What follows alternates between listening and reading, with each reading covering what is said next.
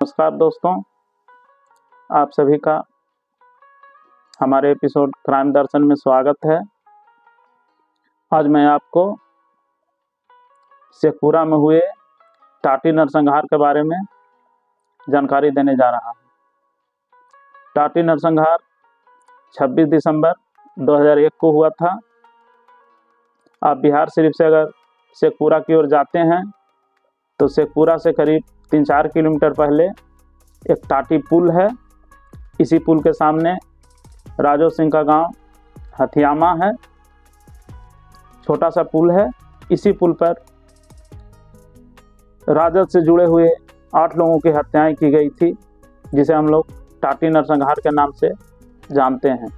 टाटी नरसंहार की कहानी सुनाने से पहले इसके प्रमुख पात्र राजो सिंह उर्फ राजो बाबू का परिचय मैं आपको देना चाहूँगा, क्योंकि इसी नरसंहार के फलस्वरूप राजो बाबू की हत्या हो गई और राजो बाबू का परिवार, जो एक समय बिहार में प्रमुख राजनीतिक परिवार में गिना जाता था, उनका नाश हो गया। तो चलिए अब हम आपको राजो सिंह के बारे में कुछ बताते हैं। राजो सिंह का जन्म 25 मार्च 1928 को शेखपुरा जिले के हथियामा गांव में हुआ था। वो जाति के भूमिहार थे। उन्होंने हिंदी साहित्य सम्मेलन इलाहाबाद से BA ऑनर्स हिंदी में किया था। 1939 में उनका विवाह शारदा देवी से हुआ था। शारदा देवी से उन्हें एक बेटा और एक बेटी थी। बेटी का नाम श्रीमती उषा सिंह था, जिनका विवाह पशु चिकित्सक डॉक्टर SS सिंह से हुआ था। उनके पुत्र का नाम संजय कुमार था। संजय कुमार शेखपुरा से 2 बार विधायक भी रहे थे। राबड़ी देवी सरकार में ग्रामीण विकास राज्य मंत्री भी थे। संजय का विवाह सुनीला देवी से हुआ था। सुनीला देवी भी 2 बार विधायक रही। 2 साल तक बिहार प्रदेश महिला कांग्रेस कमेटी की पार्टी अध्यक्ष भी थी। बाद में उन्होंने इस पद से खुद ही इस्तीफा दे दिया था। इनका एक पुत्र है सुदर्शन कुमार।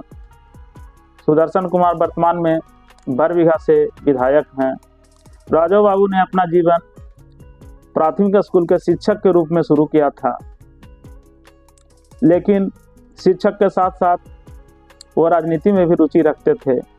बाद में जब शिक्षण कार्य और नौकरी को साथ साथ राजनीति को साथ रखना संभव नहीं हुआ, तो उन्होंने शिक्षक के पद से इस्तीफा दे दिया।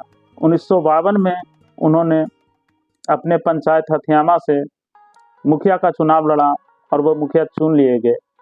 1952 से लेकर 1972 तक वो हथियामा पंचायत के मुखिया रहे। 1972 में उन्होंने निर्दलीय उम्मीदवार के रूप में बरबीघा से चुनाव लड़ा। उस समय CPI के टिकट पर डॉक्टर श्री कृष्ण सिंह के पुत्र श्री शिवशंकर सिंह चुनाव लड़ रहे थे। उन्होंने शिवशंकर सिंह को भारी मतों से हराया और विधायक चुने गए। इस तरह से उनके विधायक के रूप में राजनीतिक जीवन की शुरुआत हुई। वर्ष 1985 में जब कांग्रेस ने उन्हें टिकट देने से इनकार कर दिया था, तो फिर वो निर्दलीय के रूप में चुनाव लड़े और चुनाव जीते।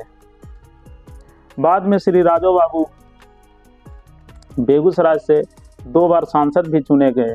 उस समय शेखपुरा बेगूसराय लोकसभा में पड़ता था। अभी शेखपुरा जमुई लोकसभा में आता है।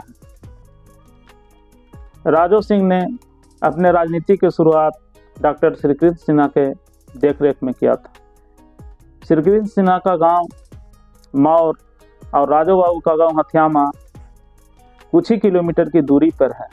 इस कारण से डॉक्टर श्री कृष्ण सिंह का सानिध्य राजो बाबू को मिलता रहा। राजो बाबू ने शेखपुरा के विकास में अविस्मरणीय योगदान दिया। दूसरे शब्दों में कहें तो राजो बाबू ने शेखपुरा के लिए जितना किया है उतना कोई भी नेता नहीं कर पाया। एक छोटे से ब्लॉक लेवल के जगह को राजो बाबू ने अपने प्रयासों से जिला बनवा दिया। इसके अलावे सहकारी समितियों के गठन इत्यादि में भी राजो बाबू की भूमिका महत्वपूर्ण रही है। अब राजू बाबू का परिचय दे लेने के पश्चात मैं आपको पुनः टाटी नरसंहार के तरफ ले चलता हूँ। जिस दिन टाटी नरसंहार हुआ उस दिन बरबीघा में जिला परिषद की बैठक थी।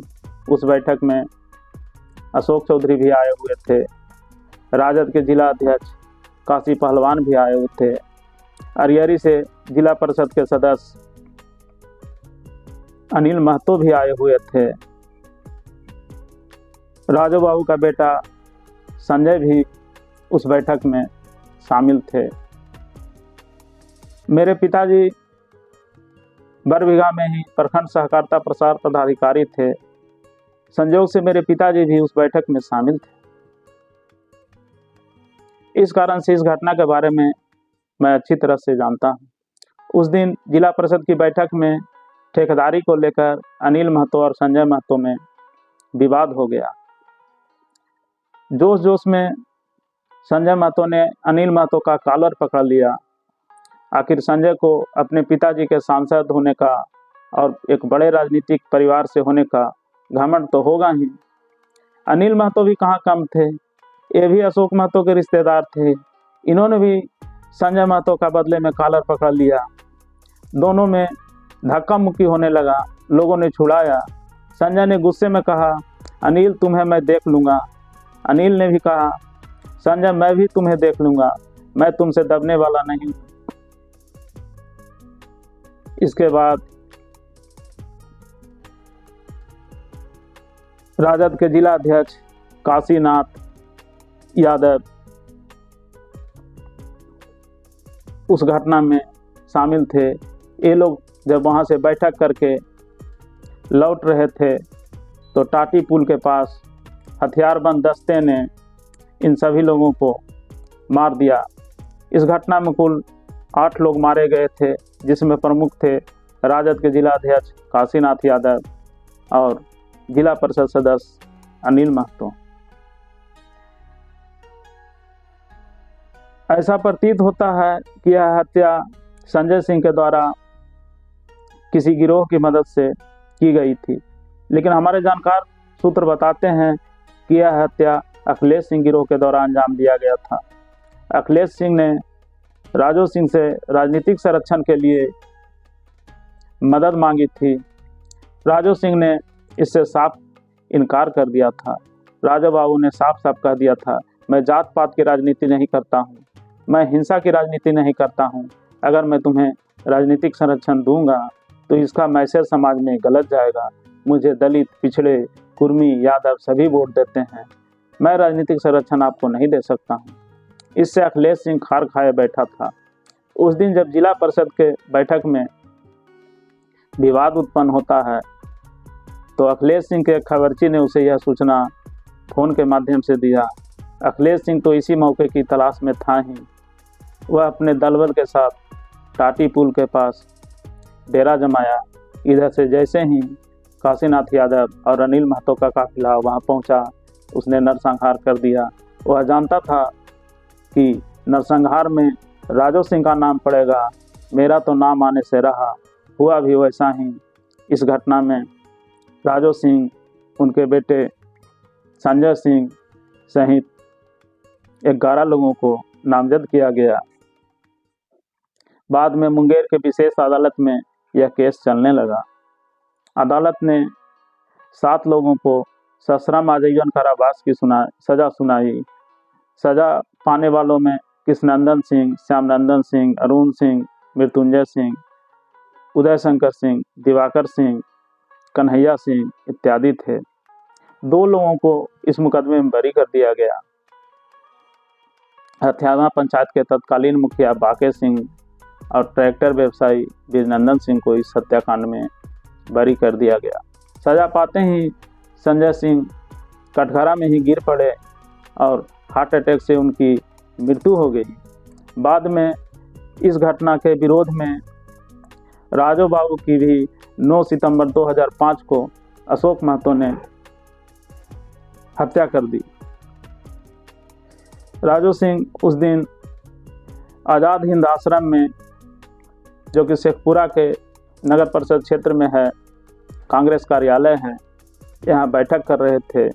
अचानक 8 हथियारबंद अपराधी वहाँ पहुँचते हैं और अंधाधुंध फायरिंग कर देते हैं। इस घटना में राजू सिंह के साथ साथ लोहान गांव के एक आदमी मारे जाते हैं। वो सरकारी कर्मी थे, उनका नाम श्याम किशोर सिंह था, वो भी इस घटना में मारे जाते हैं। इस घटना से पहले भी एक बार अशोक महतो गिरोह ने राजू सिंह की हत्या करने के लिए कोशिश किए थे। अशोक महतो गिरोह को खबर मिला कि राजू सिंह आने वाले हैं।